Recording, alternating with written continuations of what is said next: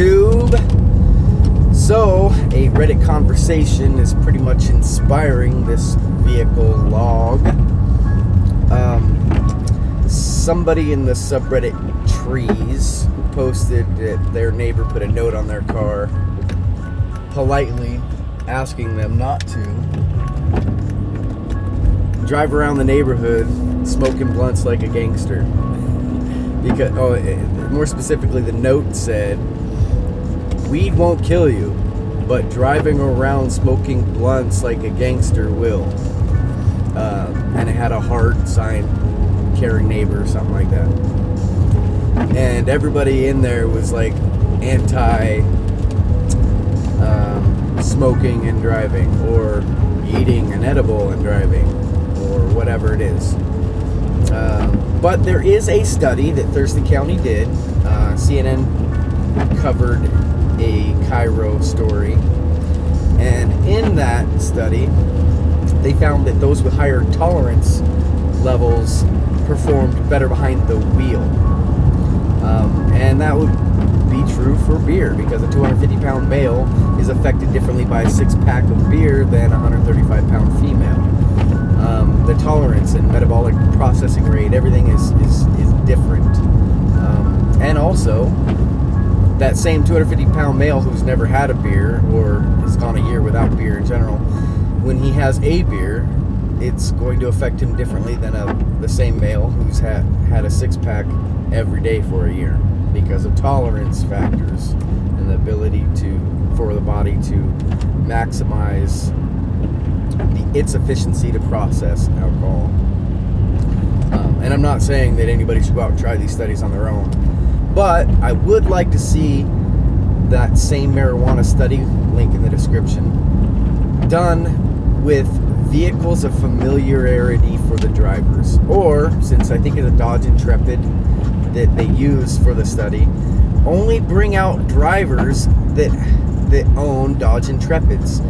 And the reason for this is the placement of your heater controls, your blinkers, some vehicles are slightly different. And if you're not familiar with somebody's vehicle, you should never be driving it impaired. And I'm not condoning driving anything impaired.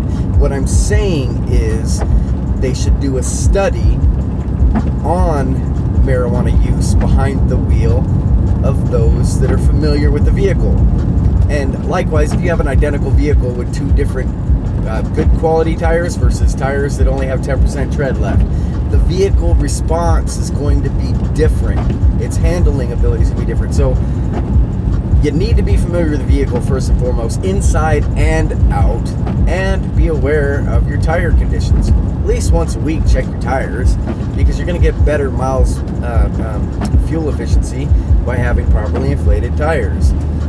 And if you need traction, let out some air and you'll get more traction, but you'll get crappy fuel efficiency, fuel economy. So, as I try to get around this traffic, so what I'm saying is we need to do more studies on tolerance, the human body's tolerance to marijuana as well as alcohol. I'm not saying practice drinking and driving. What I'm saying is, under certain parameters, practice makes perfect, and you will get better at anything you practice. This isn't circular logic. This isn't saying that if you practice shooting an arrow at an apple on somebody's head, you're going to get better at it. No, this is apples and oranges. That's a terrible analogy that somebody on Reddit tried to kick back at me. If you practice, you do get better. Now, practice makes perfect. Other people say practice makes permanent. So if you practice a terrible golf swing, well, you're going to get worse at it, or you're going to inherit that terrible golf swing. I don't golf. I've maybe golfed 3 or 4 times in my life. I do have a golf set because I hate renting anything, but if anybody wants a golf set, I'll sell to you for you very, very good price. Very low price. That's not a big deal, whatever. But no, drive safe, know your vehicle inside and out, do what it takes to get from point A to point B. But if you're very familiar with the route that you're on, and very familiar with the vehicle you're in, and your tolerance is higher than most, just as the female is in the video with the link in the description below, then you are going to be safer at it. But if you're not familiar with your vehicle, trying to fumble for the heat controls or changing the turbocharger or looking for the cruise control, if you're not familiar where these things are at in the vehicle you're driving and how it's going to handle in a corner under wet conditions, snowy conditions, dry conditions, if you don't know these things, then your reaction time is going to be affected, because you're not going to be able to respond as if you would in a vehicle that you drive 20 miles a day, 30 miles a day, 12,000 miles a year, or whatever the numbers are. But jump in your buddy's truck, car, van, whatever, what have you. If you aren't familiar with it, your reaction time in almost every situation is going to be affected. Think about it like those that played the cup stacking tournaments, and we're talking fractions of a millisecond that these people are beating world record times, and they get better at it through repetition. Same thing with beer pong. You're getting better at focusing under an impairment. Is it going to make you a better driver? Well, let's do a study on it. Why are we? Let's spend $10 million finding out if ducks float better when wet. Or I'm just throwing out random stupid government studies.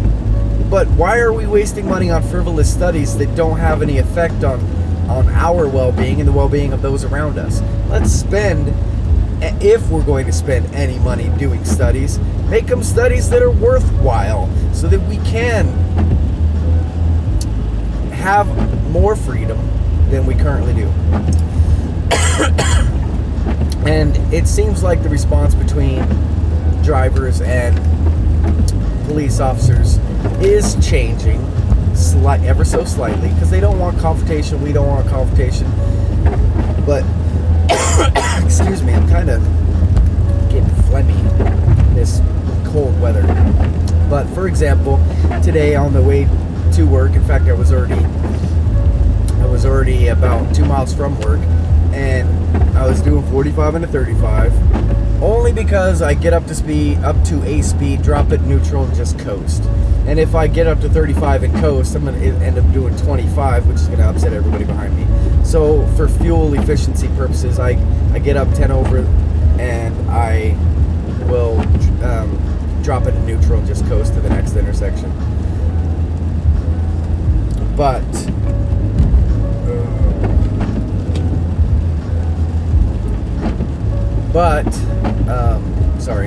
Intersection. But that cop this morning, he just flashed his blue and red, no audible sound. It was like half a second. I saw it. I slowed down. He went by, and I kept going. It was a non-verbal warning, as in, hey, these conditions are kind of, iffy. Chill out, And I appreciated that. And I would like to find his supervisor and be like, you know what? I really appreciated that. He didn't want to flip a UE, flip a B word, and have any confrontation. It's too early in the morning for that. It wasn't even quite 6:30. So a nonverbal warning, just by flipping on some lights real quick and then off, and I dropped it back down to 35, and he kept going to whatever he was going to do. And I appreciate that. It seems like the culture, at least up here in Washington, I haven't driven everywhere during the past 4 years of this culture shift that we are experiencing. But and the fact that cops aren't giving us as many tickets as they used to. I'd like to see studies on that. But it seems like that's why state governments are failing, because they're not generating enough revenue to keep them afloat. In order for a big government to stay big, it needs to generate revenue, and ticketing is a good way to keep things afloat. And since they're not doing that as much, it's affecting other things. So they got to tack on taxes to per gallon fuel costs in order to generate that revenue that they're missing, instead of shrinking the government, which is what they should do in the first place. Because the bigger the government gets, the less people they're serving. because if everybody was in the government, then there's no civilian population. You know what I'm saying? So if the government becomes bigger than the civilian population, who are they serving? Or is the civilian population really serving the government? And that's not the way it's supposed to be. That's not the way we set it up initially. But there is a rogue or black government, dark, I hate to use that word, it's so racist, but there is a nefarious sub-government that is doing things that if we knew about it, we wouldn't allow our tax dollars to fund. So what I'm saying is just drive safe, folks. Know your vehicle, and know that a split second reaction could take out many lives if you don't know what you're doing. And there's some people that will never be able to function under the influence. I don't do methamphetamine, heroin, never have, never will, and I know people that use it moderately, and they can attest that there's some people that if they have any amount of it, they're just useless. They can't even do anything whatsoever, become giddy or whatever it is. Their response is entirely different. So this blanket statement of being able to drive successfully while impaired, it isn't true for everybody. It's true for those that are cognizant of their physical abilities and their limitations as well. So just drive safe, and keep it easy, and protect those around you, and love your neighbors yourself. If you do, you're going to be a better driver all around, I promise you. Take care, God bless, look at a Pizzagate, and protect those who are actually investigating, because our government or mainstream media, both, are not taking care of those people. Take care, God bless.